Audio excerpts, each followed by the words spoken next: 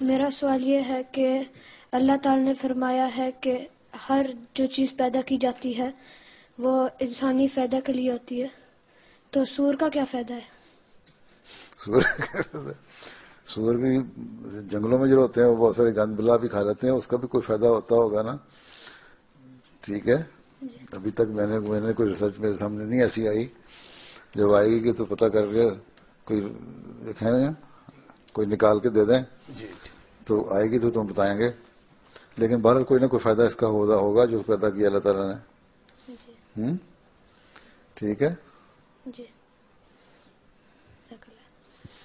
اب جو الکوہل ہے، الکوہل کا بھی تو فائدہ ہو جاتا ہے نا، دوائیوں میں پڑتی ہے، ہومیوپیتھی دوائیوں میں بھی ڈالتے ہیں، دوسری دوائیوں میں بھی. ٹھیک ہے، تو اس کا کوئی نہ کوئی چیز شاید استعمال ہوتی ہو اس کی بھی ایسی، اس کا فائدہ ہوتا ہو. ریسرچ کرنی پڑے گی اس پہ.